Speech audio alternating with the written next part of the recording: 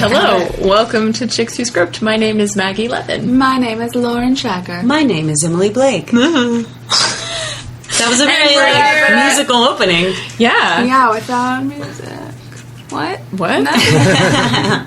We have a guest today. Yay. Would you like to introduce yourself? Hi, I'm Alec Peters of Axanar. Thank you for being here, Alec. My pleasure. This is awesome. It's great also because it's like my first non-geek podcast, Awesome. which is great. So I'm really that's cool. You guys are gonna vibe on the geek stuff, and we're gonna sit here and try to keep up. Maggie and our eyes are going to be fixed in a very wide position as we just continue to listen and maybe possibly also look things up on the internet. Guess which one of us brought in the Star Trek guy? Quietly Googling. This is going to be our... What is BSG? We've talked about geeky things before, but this is going to be like our deepest. The Like deepest geekness. we're going in. So, have you been on a ton of podcasts? Oh my gosh, yes. So many. So many. I mean, I literally had to now assign someone to be we have a director of podcasts. No. Because That's very cool. I'm sure I've been on 24 podcasts. Jesus. Most of them twice, and I love it. any of the geek podcasts, certainly like the Star Trek podcasts. Yeah, you cover them all, and then the geek podcasts, and so it's nice to be on a non-geek podcast and talk about filmmaking or whatever. That's great. How many Star Trek podcasts are there? Oh, I asked my director of podcasting because he's putting together a list. So there's more than 20. More than 20. Holy shit. Well, it's in a way it's like... But there's only one women talking about screenwriting.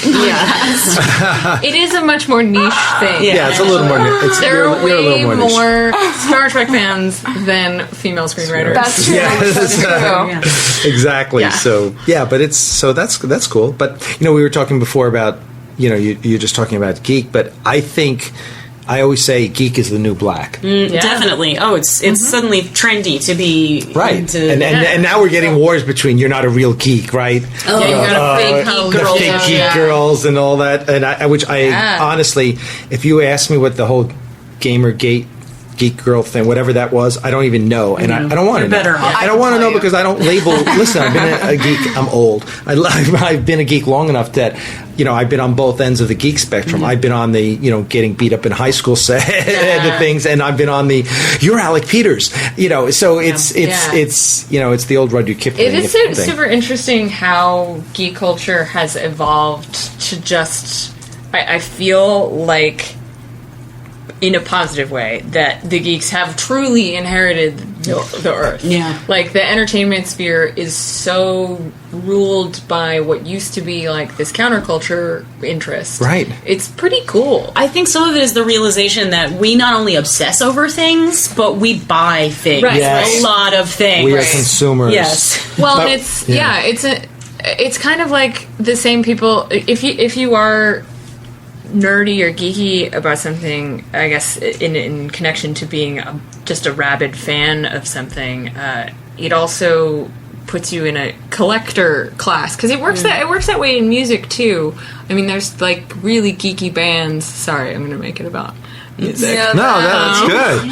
But like my father is like part of some very deeply nerdy bands, and they still have to make. They actually make physical records because they still sell box sets of things, because people just want stuff. Like, people want stuff. Well, listen, we live in that materialistic society, and as much as I'm at my age, like I'm still buying action. I'm buying hot toys. I graduated as a geek. I no longer buy action figures. I buy $225 hot toys, 12-inch action figures. Right. Because I'm not just going to buy some plastic toy for $10. Right. But you're going to buy the collector's item. To buy the really ridiculous thing. Which, I don't know. I buy things that I put out. I don't keep them in packaging. Like, I don't either. They're just out having fun. It has to be on. Well, I also collect Star Trek movie props and Star Trek props and costumes. So I have one of the premier collections of Star Trek props and costumes, and it all has to be on display. Yeah. What good is it if you put it in a box? Everyone's like, well,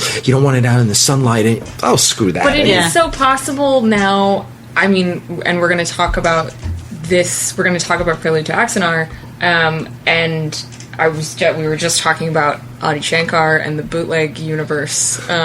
Before we were on the air, this was a private conversation. Thanks for bringing it in the open, Maggie.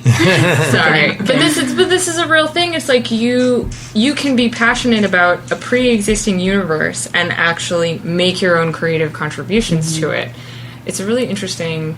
It's a fascinating time. It's fascinating. That's guys. I was like, as soon as I saw Axanar for the first time, I was like, guys, we've got to talk about this because I was looking at it and like, this is because I'm gonna keep referencing the box because I'm terrified that I'm going to say things wrong. That's why I was like, Prelude to Axanar. We have the Blu-ray right in front of us. But like we put ourselves up for 10 Spotting, my Doctor Who film. We put ourselves up for a Geeky Award, and my friend, I had no idea what Axanar was at the time, and my friend Michael, who's just way geekier than I am, into everything, and he was just like, "Oh, look, we're up against Axanar," and I was like, "What's that?" And he goes, "Go watch it." Oh, that's so sweet. I looked at it, and I was just like, "Okay, whatever." You got Richard Hatch, you got Tony Todd. Okay, you have the guy who actually played the character on the show, and you're whatever.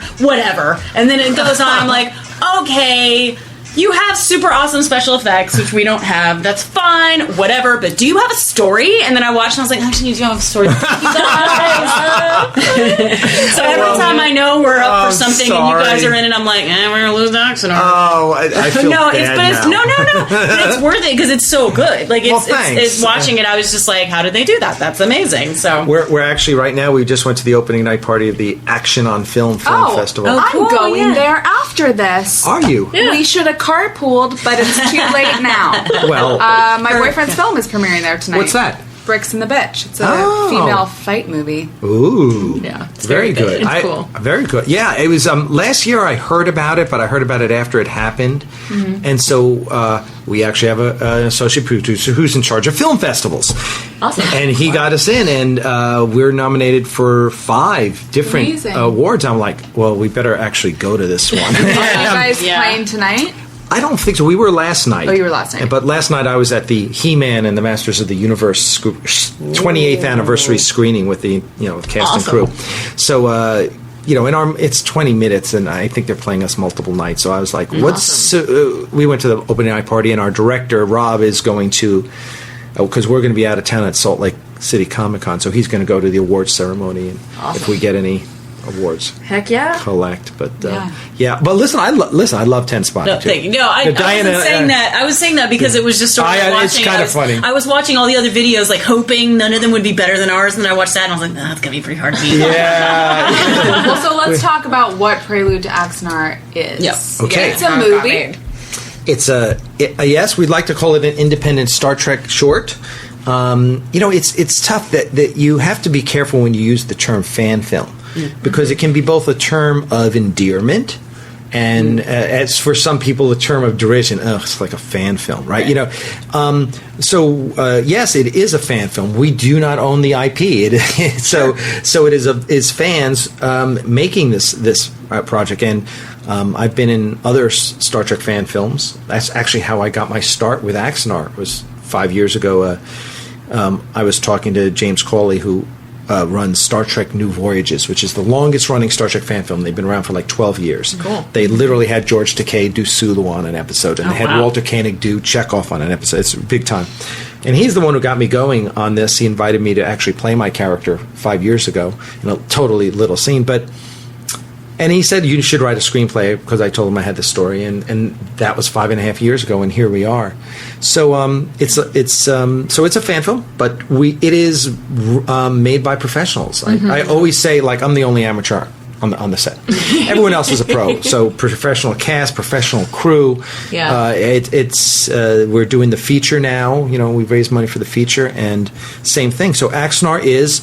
For Star Trek fans, it's the story of Garth of Izar, a character we saw in one episode in the 3rd season, and they reference him as Kirk's hero, and his victory at Axanar is required reading at the Academy, and this guy charted more star systems than any other starship captain.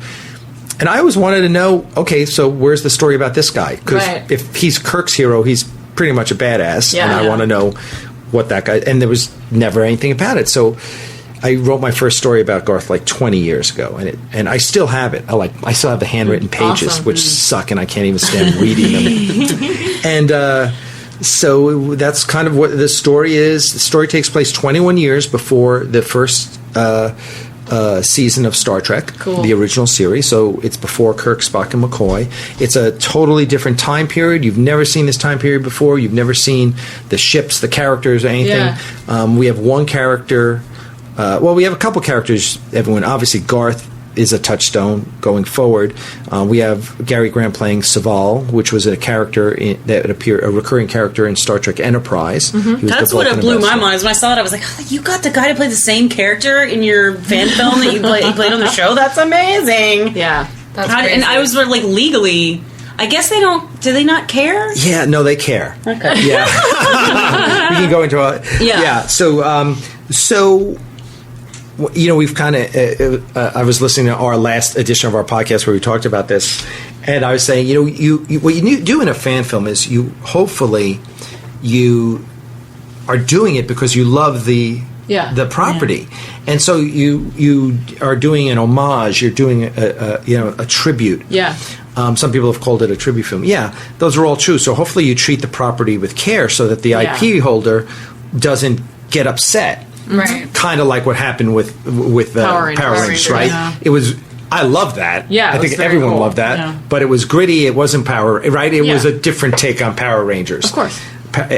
R-rated Power Rangers. So that kind of got Saban all Yeah. in a tither. Yeah, and certain certain holders of IP are more sensitive about what you Yeah. do than Yeah. others. absolutely. And Doctor Who does not give two shits, really. Yeah. I mean, like, they I noticed- encourage it. Yeah, they encourage. They even play some of their fan films like in Yes. the lead up to I seasons love and it. stuff. I love that. Because I even contacted them and was like, we just want to make sure you're clear. We're not taking any plot items, Yeah. but we are having a lot of. And they never even. They were like, Whatever. They never Yeah, responded. fine. They just don't care. Yeah, so I was they like, don't care. okay, well then, Yeah. all right. Yeah. Yes. And so that's the first rule is like don't do anything to piss off CBS, right? Right. Mm-hmm. And as I also say, it's like, well, we're saying that, and we really try and do that. That you notice it doesn't say Star Trek on our Blu-ray. Right. It doesn't say Star Trek on our website Yeah. or our Facebook page. We try and minimize the IP we're using. Sure.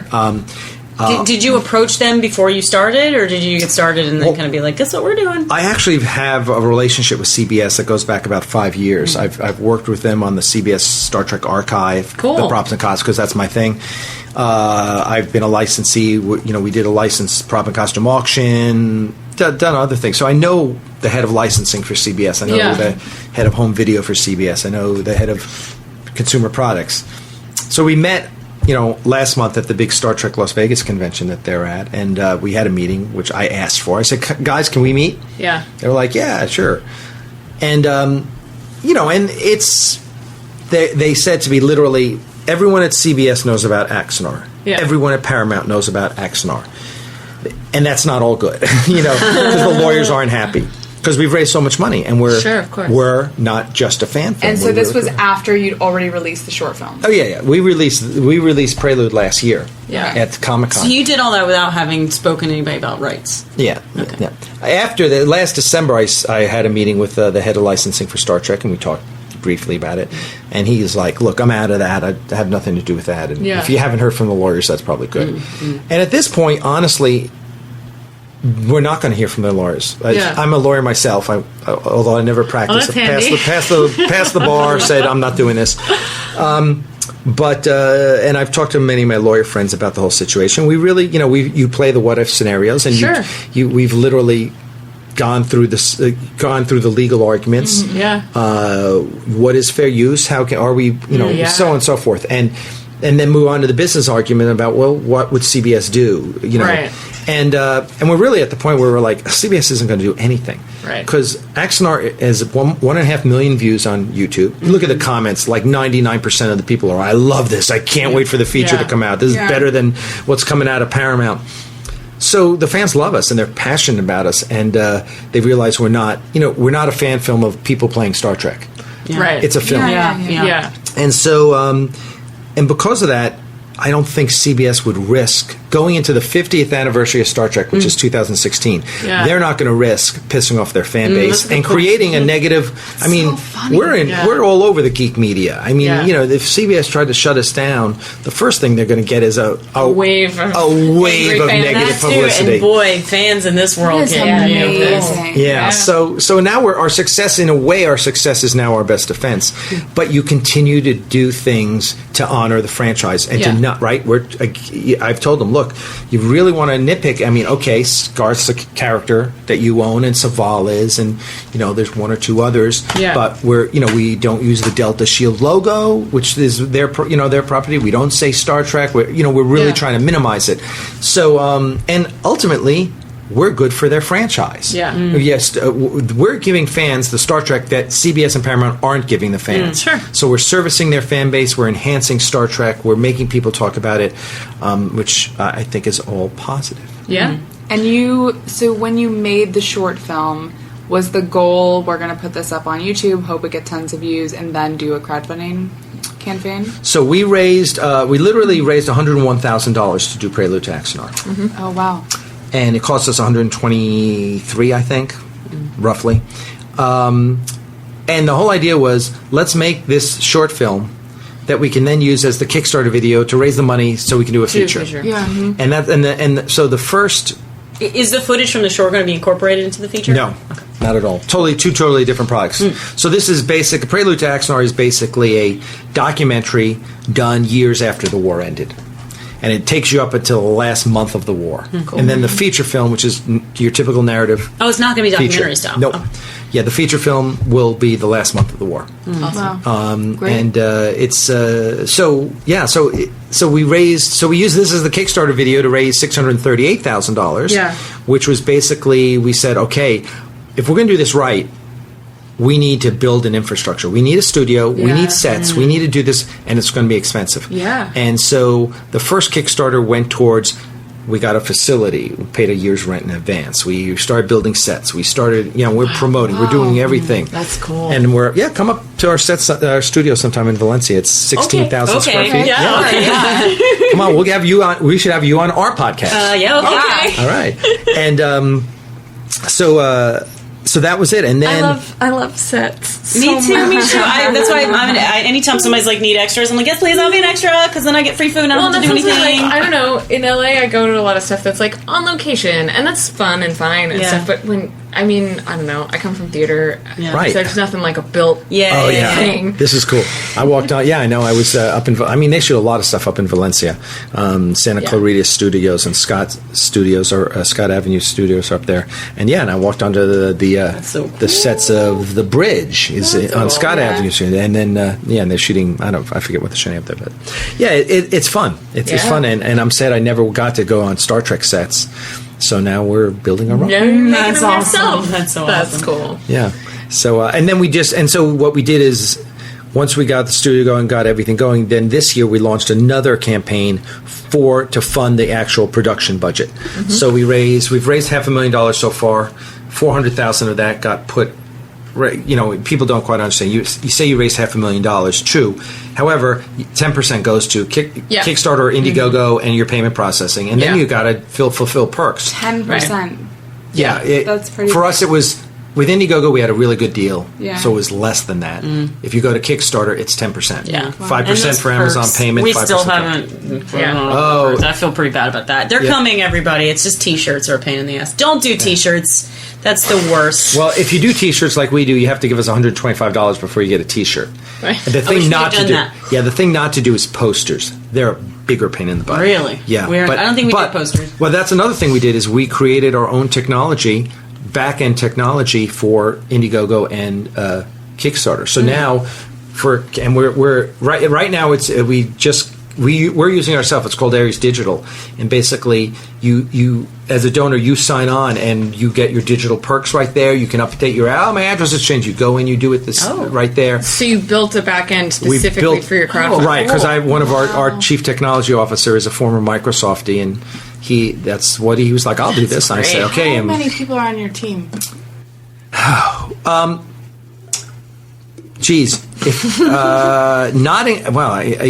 I guess I would say like 40 or 50 at this I mean, point. they can't be drawing a salary. No. Is this all volunteer? Well, once we get into production, like we just set out the production budget. Yeah. So everyone who's on the production team gets paid. Yeah. Okay. Some people are getting paid. You pay this position, for example, gets it's going to be on set for 10 days. We're shooting the first half of the film. It's 10 days. They're going to get X number of dollars a day. We're paying new media rates. We're not paying full rates. Right.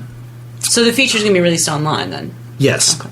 And then, but you got to pay them for the time they work on pre-production. So you come up with a budget, and then that's why and our budget fits within the $400,000 that we've set aside for the first half of the movie. On a regular basis, so there's the production, and then there's the studio above it. Right. And the studio, we call it Aries Studio. And myself and Diana, my girlfriend, who handles all the fulfillment, all the donations, all of that, are the only full-time. We're on full-time salary, like tiny, minuscule. Sure. I'm practically living on the poverty level. Right. We're not milking the production, but so there's the two of us in the studio working full-time, but Terry, our CTO, is working for free, and our director is working for free right now until we start shooting. Like, so passion, man. Yeah, it's passion. And so the Aries Digital, for example, where now our donors sign up and they get all the digital perks delivered. It says, oh, you donate this much in this campaign and this much in this campaign and this much and here's what you're owed. Yeah. The digital perks get delivered online right through our system, and the physical perks, it tells you. Wow. And we beta tested it ourselves, obviously, but we also got Adam Nimoy, who was doing For the Love of Spock, the documentary about his father. Adam came to me after like a week and a half in his campaign and said, "Is like, okay, we know you guys know about doing success. Can you help us?" And we helped them, and then we got them to use it. And it was so funny because like 10 days before it ended, he was like, "Where are all the fans? They were," and I was like, "Relax." You're doing great. I guarantee you're going to hit your goal and go through it. Yeah. And he did. So, but anyway, he tested Aries Digital. They were really happy with it, and we're going to start deploying it and charging people for it. Because there's other systems like BackerKit, which we've used, and it's not what you as a campaign person really need to do. So we're going to, and that will then fund our studio. Wow. We think That's we'll amazing. be, we think. I had a technology company I had two technology companies and raised about $9 million for them. So that's a game that I'm used to playing. So, this is amazing. This is crazy. Yeah. Yeah. I know it's just so cool because there's so few things they're all within geek culture, sort of these examples of the built-in community and the built-in passion that winds up fueling these larger things, and it's so cool. Well, one of the advantages we have also, I think, because talking to Kickstarter, they were like, "You're doing what?" and I said, "Yeah, we're building our own tech." And I write a daily blog, a production log every day. Yeah, well, almost every day. And they're like, "Wow, that's amazing!" And he said to me, he said, "You know what the difference is, Alec?" He said, "You're not a creator. You're right. I'm a producer. I'm not a director. I'm not. Yes, I wrote Axanar, but I live in the left side of my brain, not the right side of my brain. Sure. So that stuff, all this stuff that we just talked about, that's easy for me. Yeah, that's the stuff that I do. Yeah, let's do this, let's do that." And I leave the creative generally to others. And so I have a different advantage when I'm doing a project. It's just, but then again, the right brain stuff I struggle with. Acting is a real bear for me. Dude, as much as I love it, it's tough. So is this the first thing you've written? First screenplay, yeah. So Cool. Prelude was the first. I wrote it with my co-writer and the director of Prelude, Christian Gossett. We wrote it together, and then Axanar, the script. I mean, this was obviously different also, but Prelude was a lot easier for me because it's the history. It's a history special, so I got it. And Christian did good things like the speech. Admiral Ramirez's speech was him. He had a vision for that. It was good. You want to get a writing partner who you work well with. Yeah.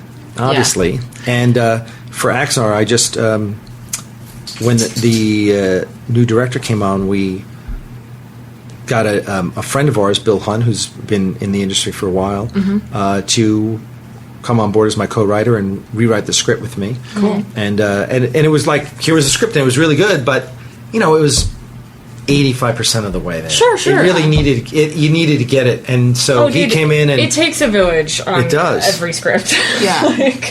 and then the director saying, "I want to change this line," and great. Yeah. And as long as you have respect and for each other, it can be a really good. Bill and I had a great time, and it only took a month to rewrite the script, which was Cool. That's great. That's really fast. And had you always planned on being in it? Well, I've always planned on being in it. From the beginning, because when we started, it was like a fan film. Yeah. It's like, oh yeah, I can do this, but. And then the scope of it kind of kept growing. Yeah, and I actually started in acting school 3 years ago. Cool. Where? Howard Fine. Awesome. Oh, great. He's amazing. Chris Pine is one of his. Awesome. Bradley Cooper is one of his students. Him, and then I also work with Richard Hatches, my main acting coach now. Cool. Oh. And he is in the film as a Klingon. And he is, as well. And then another actor, I can't leave out Ted Brunetti, one of my other coaches, who's amazing. Awesome. He was, he's had a lot of great call-ins. So I've been fortunate to have some great coaches, and I really enjoy it. I was this morning. I went working on a scene for class. We got assigned to do the courtroom scene from A Few Good Men. Oh, yeah. Which is good scene. Would you read that? It's just. Of course, it's Aaron Sorkin, right? Yeah. You read that script and you go, "Holy crap! This is good stuff." Yeah. We all know. I actually saw A Few Good Men as a play before the movie came out. It was on Wilshire. And it was Michael O'Keefe from Caddyshack as Lieutenant Caffey, and Perry King as Colonel Jessup. Yeah, and so it was, which was great. And I was like, wow, that was great. And then it came out as a movie, and we all remember the movie, of course. But it's fun to, there's certain, when you get scenes in acting class, if they're assigned to you and you don't get to choose them, sometimes you're like, ugh, I don't want to do this. I don't want to go there. Whatever.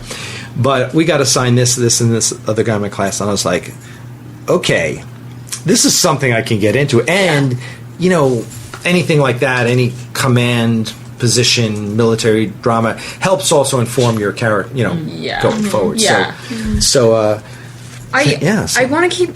Well, I'm not finding a good transition for it at all. But there is one. Your sort of involvement in the props and elements from the original Star Trek, and then sort of plugging yourself into the universe in these more and more immersed ways. It reminds me a lot of the only other example I can think of that worked out so well is. You guys familiar with the band Genesis? Oh God, I can't believe you have to qualify that. Yeah. Phil Collins. It's worth asking. Some people don't, and you're like, you do. You know. You okay. do know. Okay. I know who Phil Collins is. Okay. Cool. Okay. So the original band Genesis was Phil Collins and Peter Gabriel, and two other guys who I don't even remember. Yes. Who are they? Sure, who are those guys? Playing back up in somebody else. Yeah. So there's. There was a tribute band going around for a while doing the original show, the original Genesis show for years. They're, I think they're French Canadian. They're called the Musical Box. Anyway, what ultimately wound up happening is that these tribute shows, which were unlike the thing you're doing, they're not inspired by Genesis, but they're a replica of their show in the 70s. Eventually, Genesis was like, well, we're not using all this stuff. We have all this stuff. Oh, wow. Do you want it? Oh, my gosh. Yeah, that's so awesome. Yeah, so the Musical Box now does exactly the Genesis show. That's amazing. From the 70s. That's also that's really cool of them to be supportive of that. Wow. Yeah, and they headline giant festivals. Really? Yeah, they're a tribute band that has become not quite as successful, but really freaking successful. That's crazy. That's awesome. Just performing all this already created material. So it's cool. Do you know Brendan Belomo? Do you know that name? No, I don't. I think now he does VFX with Chris Columbus, but like maybe 6. You know Brendan, right? Do I? I don't know. I saw his short. He had one of these insane shorts that's like really heavy in VFX, and it was an intergalactic short film. And he basically, I think he had written to the head costumer. I'm fairly certain it was Star Trek. Okay. And the guy sent him the costumes to his NYU dorm. Yeah. Oh my god. Well, yeah, there's certain... Well, and Star Trek also... I mean, you guys, you know more about it than I do, but I mean, we had Richard Haddam on who talked about the fact that Star Trek was one of the only shows that for years you could still pitch. Submit. You could still pitch as a nobody writer. And even when Sean Pillar, I think it was Sean Pillar who moved over to the Dead Zone, he took that with him. Like Michael Pillar, right? My bad. One of the pillars. Yeah. And the Dead Zone was the same way. Anyone could I like that show. Submit. Yeah, you could just submit a script, and they would come in and hear you pitch, no matter if they liked it, no matter who you were. Amazing. You didn't have to go through agents or managers, which has got to have been a giant headache. Yeah, but they still did it. And we interviewed my buddy Brian Scully, and I guess he's all our buddies. But that was his first. He was still, I think, in high school when he was brought in to pitch Star Trek Voyager. Yeah. So. Well, and that's one of, I think, Jane Espenson's first jobs. And it's just it's such cool a friendly, how kind of open door. Yeah. I was on the Galactica panel with Jane the last 2 years at Comic Con. Awesome. Yeah, so she's great. Yeah, she's a good. Well, I'm a fan of all her Battlestar work. So she's just awesome, lady. It was great. You should have her on. We should have Jane. We've been talking about having you on forever. Do you listen to the podcast? I'll help you if you need that. I can get. Let's do it. Richard Hatch has her number, so I'll. Richard Hatch was on my flight back. I think he was like 4 rows ahead of me, and I was like, why couldn't he gotten sitting next to me? Actually, it's probably for his betterment that he didn't. But then the whole time on the way back, I was like, if this plane goes down, because there was some bad traffic, like this plane goes down, all anyone's going to be is like, Apollo was on your plane. Yeah. Oh god, it was funny. I recently we've reached out to Robert Blackman, who was the costumer on Star Trek from the 3rd season of Next Generation all through Enterprise, and he's a legend and he's amazing. And we tried to we got a hold of him through John Iacovelli, who was the production designer on Babylon 5, who and who's our production designer, and he touched base with Robert last year about being our costume designer, and he was busy at the time. So anyway, nothing happened. And then recently, we're through my company, we do these auctions of Star Trek props and costumes, and everyone knows about them. And so, like a month ago, I got a phone message. Hi, my name is Robert Blackman. You probably don't know who I am. It's Black. I was like, oh my god, I've saved the message. It's so adorable. Anyway, he had stuff he wanted to sell, costume sketches and stuff he wanted to sell. Awesome. So he came to us, and I'm like, can you help us on Axanar? So yeah, you get, I think people don't realize sometimes how, if you do your diligence, you can find these people, and if you need their help, they'll help you. Yeah. Whatever the case may be. So how did you get all these actors? Because there's some big talent in that. Right. So Richard Hatch was my first acting coach 20 years ago. I took my first acting class with him 20 years ago. Cool. So, and he and I stayed friends, and we became pretty good friends. So, like 2.5 years ago, I just took him out for sushi and sake, and I pitched him on what we were doing, and he loved it. And he said, "I'm in." Awesome. And I said, "Look, I don't want to see your face. I want you to be a Klingon." And he's like, "I love it. I've always still wanted pretty to be a Klingon." unmistakable. Yeah, I know. Well, it's amazing how many people don't know it's Richard Hatch. Really? Oh, it's crazy. I'm like, really? You couldn't? Okay. Yeah, watching the first time, I was like, that's clearly Richard Hatch. So like, many that's people. the Candyman. Yeah. So Richard Hatch, and then once we had Richard, we got J.G. Hertzler because they're friends. And then we pitched Kate Vernon. She loved what we were doing. And then we pitched Gary Graham, and he was cool. And then Tony Todd was the hardest one to get. But we got him, and he was a little different than the rest. Were like, we're genre. Certainly J.G. and Richard and Gary are all real genre actors. Kate Vernon's. Gary looks like he hasn't aged a day. He looks like he looks the same age as when he was on Enterprise. It's bananas. Yeah, it's. Yeah. I mean, they made him a little older anyway, but it's still... We aged him. Yeah, we aged him on purpose. Like, okay, you're 84 years older. Yeah, but he doesn't, like, no, it's great. It's crazy, yeah. There are some people that are legit Yeah. vampires. Yeah. I mean, he's a Vulcan. He's not supposed to be older, but I mean, like the actor. Right. I was just looking at him like he looks looks great. He looks kind of the same. Yeah. He looks, Yeah. and he's in his 60s. That's awesome. So- What is going on? Where are you at in the feature development process now? We are in pre-production. Okay. We're 4 months, 4.5 from shooting. Cool. So we're, working our ass off on sets, working our butts off on costumes. Those are the two big roadblocks. The script is pretty much done. Mm-hmm. I mean, we're really happy with where it is now. And then how long are you going to shoot for? Or are you going to shoot in installments? Is that... Yeah, we're going to shoot the first half. So it's about a 10-day shoot. Cool. Shoot that. Wow. We've got a $400,000 budget right now. Mm-hmm. Hopefully we'll raise some more money before that we actually shoot to extend that. But and then we'll use that and go out and raise money for the second half of the movie. Yeah. Have you guys done traditional financing at all? We can't. Or just like They can't make any money. Yeah. Because we can't make any money, so there's no reason for anyone to invest in our film. Yeah. Legally, they can make a profit Yeah. because in Star Trek. So interesting. Wow. Yeah, so it is really all about the fans donating to see the Star Trek they want to see. So if you're only cool. shooting for 10 days for the first half, that would imply that a lot of special effects are going to take up, like... No, 10 days is about 50 pages, right? We're going to do about 5 pages a day, Yeah. which isn't, that's pretty, I think that's pretty normal. Yeah. Pretty obtainable. We did a scene, the Vulcan scene that people can see on our website, axanarproductions.com. We'll link. That is the first scene we actually shot. For the Kickstarter, we said, let's shoot the first scene Yeah. and show them what we can do. Yeah. Because you know what we can do in Prelude. And so we shot a scene with Gary Grandma Saval and another actress, and it came out great. Fans were blown away, and that helped us raise money. And people were like, these guys know what they're doing. It's not just lightning in a bottle. They did Prelude and it was great. No, and then we did another scene and it was great.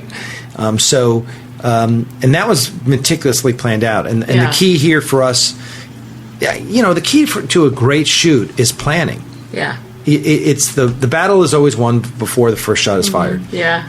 Everything happens. If you have done your job and planned and storyboarded and did a story reel and everything, then and that shoot for the Vulcan scene was really challenging because it was a walk and talk. Mm-hmm. So it was a walk and talk, and it was in natural light. We shot it outside in our parking lot on the green screen. Awesome. And the sun during the course of the day is moving. Yeah. So literally they planned every single shot, and they knew when the sun was here, we're shooting this. When the sun is here, we're shooting this. And when the sun, and then it's like, okay, the sun's right above us. Cut for a break for lunch. Yeah. Lunch. Come back. Okay, the sun's a little, and then shoot the opposite way. So they had planned it all out, and our DP Sounds like you have And everything great went people. Yeah, We do. everything went according to plan. Nothing got fucked up. It was a great shoot, and we That's- finished woo! early. Yeah. Man, So- you high five everybody on Yeah, that. it so was- many things could have gone wrong. That's great. Guys, No. I'm going to brag right now. Friends 5, we wrapped early every day except for Girl. one. Good. That's great. I am is an great. awesome director. So you can hire Maggie to direct your shit, guys. Yes, you can. Dude, when are you? Is there still a funding page up? We should link. Yeah, to this. absolutely. Okay. SaveTheFederation.com. Okay. Cool. Rather than giving you the long, obnoxious Indiegogo URL, just go to SaveTheFederation.com. And we'll link to it from the site. And you can still donate and still get cool perks. We really pride ourselves on our cool perks. So, as a matter of fact, you could get a Blu-ray of Axanar, or you can get the 5-disc deluxe set. Whoa. See, this is where it's at. Yeah, Box which sets, is man. box set. So, because we're geeks, We like having hard copies. we of things. love, Yeah. we love the Blu-ray, and this Prelude to Axanar Blu-ray, you can look at it, and it's just very It's pretty. very nice. It looks very professional. It looks Yeah. looks like something came out of CBS. Yeah. The 5-disc set and the whole thing is going to be because all our friends are friends. Ironically, are the director and a couple, one of our producers, and the guy who's going to do a Blu-ray are all like the top Blu-ray guys in Hollywood. Oh. So Charlie Lazarica, who's one of our producers, he does all the Ridley Scott's Blu-rays. Yeah. He did the Twin Peaks set that just came out. Cliff Stevenson, who's going to be doing our Blu-ray set, he did Hunger Games. He's just finishing up on Hannibal right now. Cool. Rob Burnett did all the Star Trek: The Next Generation Blu-rays. Our director. So we've got the Blu-ray mafia, I call them. So we're going to have a 5. So for you're doing $150, you get a 5-disc set that has Prelude. It has Axanar, the feature when it comes out. Yeah. It'll have the soundtrack to each of them. Yeah. And then the 5th disc is like 3 hours of behind-the-scenes features. Soundtrack. Are you trying to make it sound like Star Trek music, like on purpose? Well, or no, are you we're actually trying not to. We actually have a great composer whose name is Alex Bornstein. That name is familiar. Oh, I walked his dog. Okay. Seriously? Yeah, seriously, really I walked funny. his dog. That's why that name is familiar to me. Wow. That's hilarious. I should have brought you a soundtrack. His dog's name is Maya. Oh my God, that is crazy. That's funny. Alex is Hollywood. one of the great up-and-coming composers. I have said time and again, he will win an Academy Award one day. Awesome. It was great. His first job in L.A. was working for Bear McCreary. Oh God, Cool. And then, he's great, right? And then he left Bear and went to work for Hans Zimmer. Yeah, well, that's a good apprenticeship. That's pretty good pedigree there. Yeah. And his work is unfreaking believable. Yeah. He had one piece of music that he did for a scene in Axanar, actually. It was great because I met him like 2.5 years ago, and he was like, "Oh, I read this article about you, and I want to do your music." And I didn't know who he was. Right. And I was like, "Oh, well, okay, well, do something for me, and let me see what you can do." Yeah. So he did five pieces of music, and he sat me down in a sandwich shop one day and gave me his earphones. Said, "Okay, here you go." And I was like, "Holy crap, this guy's good." That's awesome. And I was like, "Oh, you got the job." So in answer to your question, our music is not Star Trek music. Yeah. Kind of what we're trying to do is we're not trying to replicate anything in Star Trek. It's obviously Star Trek, but whereas the fan films, there's these 2 fan films, New Voyages and Continues, that replicate TOS. Yeah. And they have, amateur actors trying to do Kirk, Spock, and McCoy. Okay. And they use TOS music, and all the sets are perfect recreations, and great. Right. It's not what we're trying to do. Our idea is, it's set in the Star Trek universe. Yeah. It's clearly Star Trek. Star Trek fans love it, but it's shot in 235. It's the music is totally new. Yeah. It's everything is meant to No, it's be original. genuinely more of an original tribute, something that's connected, more of like an extended. And that makes sense because each of the shows had their own identity. They weren't all replicated. Right. Especially once you get to Enterprise and that weird theme song they had wasn't even traditional. I was rewatching All Important Enterprise recently, and I got to started the first episode, and I just started singing along with the theme song. So I guess I still remember that song then. But yeah, and every time they went to commercial break, I'd be, "It's been a long." But yeah, if you get each, that makes sense because each thing had its own identity. They weren't all the original series. And I think a lot of us would argue they were too similar, and that's why Star Trek ultimately, faded. The fandom faded, and it's off the air. I wish it wasn't off the air. I know, me too. Went for Comic-Con this year. My friend Brian and Michael, we were all having drinks at one of the bars, and we were just like, "So if you were to recreate a Star Trek series, what would it be?" And then we came up with an idea so good that then we were fucking mad. We were like, "Now we can't ever make that story," and we were so pissy about it because there's just still so much potential in that world. Emily, maybe you could. Maybe you That's could. What we're learning. Maybe you should today. pitch us at Axanar. So, what is the end game that you have the movie and fans get to see the movie and you guys have made the movie, but you can't make a profit, Right. so you can send it to festivals. Yep. But you can't Can't make any money off of it. distribute it. So the But you knew that going in. We knew that going in. The studio is the end game. Yeah. Is that they building fold, or that you? Oh no, the studio you're creating. Every studio is right. Is the idea is we create a studio that we can then produce our own original content. Yeah. From our own movies. Yeah, and you're also like building an audience based on Yes. this. Yeah. It's like when that company made that Final Fantasy movie. They didn't really make it to turn a profit. They made it because the special effects look so amazing. They wanted everybody to see what they could do. That makes sense. Yeah. Yeah, and then and listen, that we have no illusions that CBS is going to say, "We love Axanar. Why don't we just pick it up?" That's not going to happen. But it'd be really cool if after they see Axanar, the guys who are making the next Star Trek TV series go, all right, we need to talk to these guys because they got the pulse of Star Trek fans, right? And their movie is really good. And if we could get a meeting, that would be a win. Yeah, because you never know how it goes. But the idea is to produce original content. And cool. That's great. That's awesome. So how, obviously you have a built-in fan base, that makes it a little easier, but how did you get eyes on your project in the first place? Like, how did you hype it? How did you get on press? Facebook? Literally, our first Kickstarter for Hype your shit. Hype your shit. That's a motif. Yeah. Here. Agree 100%. For the first Kickstarter we did for Prelude to Axanar, where we were asking $10,000 because naively I thought, we could probably get this thing done for $20,000. Yeah, right. No way. Our Volunteers. movie costs $10,000. Yeah. And you saw it. It was not this. Yeah. So we're like, and I was like, $20,000. So if we got $10,000, then I'll kick in $5,000, and Tobias, the VFX guy, said he defers $5,000. Wow! So it was like $5,000 for makeup, $5,000 for VFX, $5,000 for actors, and $5,000 to for everything else. Equipment rental. Right. Well, I was such an idiot. And how many day shoot were you anticipating? 1 day. This was gonna be? 2 days. I'm sorry, 2 days. What? We always planned on 2 days. Okay. Well, it's mostly people sitting. Yeah, it was all green screen. It was 2 days in a studio, green screen. That was it. Yeah. And so we're like, okay, ask for 10. If we get 10, we'll squeeze it out. So we asked for 10, and I'm on Facebook. I'm on every Star Trek group on Facebook. And we had we had a really professional Kickstarter video. Mm-hmm. We had a 2-time Emmy winner shooting it for us. That helps. Richard Hatch was in it. Professional lower thirds. It looked good. It looked really good. And it was the first thing I ever edited too. But my friend, my friend was like, I was like, I'll pay you to edit it. He's like, well, tell you what, why don't you pay me and I'll teach you how to edit? I was like, that'll work too. Cool. That's awesome. That's better. So we spent 3 days. I spent 3 days at his house, and he taught me everything about it. And we sat there, and it was great. So we were like, okay, $10,000. We had $10,000 in 7 hours. Oh my god.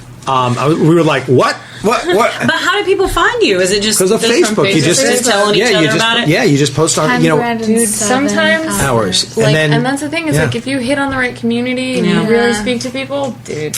Well, that's the whole thing. It's being able to tap into your demographic, whatever that is, whether it's Doctor Who or whether it's Star Trek. It's can you access yours, and then can you give them something that they get excited about? Yeah. That's I went to through Film Power. I did a film distribution workshop last week, and that was one of the things that the woman was talking about. She made us all, like, talking about our project, she made us all go around the room and say, okay, give me 3 niches that you can appeal to, 3 people who are going to be specifically very smart. And people were just, some people were having a hard time. Like, one woman was doing a movie about drag kings. And so hers was easy. It was like, let's see, these, this community, this community, this community. The rest of us were all like, I'm making a romantic comedy. Like the niche of love. So that was, but it was really interesting. She was talking about the importance because her movie, the woman teaching the workshop, was about deaf entertainers. So she was like the deaf community, and she said, but the thing is, sign language, the people who do translation don't hang out with deaf people, so that's a whole separate community. And she was like, we went here, and I thought that was really finding a community. Sorry, my chair is like super squeaky today. Just to plug Film Powered, which is how Emily got that workshop. You can go to filmpowered.com only if you are a woman. Sorry, guys. And if you take cool workshops, and you can take cool workshops for free. And then you have to talk to them. by other women in the industry. You have to be a member of a film. You have to be a member of Film Fatales or AWD or Film Women Fatales, in what a great Moving name. Pictures or there's a couple others. But you can, it's pretty easy. If you're a woman and you make movies, you can join them. And it's like a credit basis, so we're all not gifting if you each have other. a penis, unless you are trans. Yes, trans women allowed. I'm so sad right now. we have to wrap up, but we have already plugged a couple of your websites. Facebook. Everyone is able to go watch this. Watch it on our website, axanarproductions.com. Guys, it's bananas good, especially if you're a Star Trek. Got over a million hits. Yeah. They're close to also your 1.5. Kickstarter video is also on YouTube. I saw. And this is really everything's on inspiring. YouTube. I feel like what you're speaking to in terms of really being able to create totally for passion. It's hard. You know, we talk a lot here about, like, keeping yourself afloat while you have to work all these other jobs to do what you want to do, but, like, man, the results can be so huge, even if they're non-monetary. Yeah. I mean, I can't imagine what it must feel like to be plugged into the world this way, from starting as a fan and working your way into this, like, enormous contribution. I was talking last week about how we're turning 10 Spotting into a web series, and talking to Chloe about possible stories, because we're expanding. It's not just going to be Doctor Who, it's going to be all of geek culture. Yeah. And so we were talking about possible ideas, and she just started telling stories about funny things that had happened to her while cosplaying or doing, and then we started talking about things that have come to us, and just doing ideas that are just like, it's just it's fun. It doesn't feel like work. It's just like, hey, remember that? Right. I'm going to write a whole episode about the day I was in Hall H for the whole day. Right. No, I think. By the way, I want in.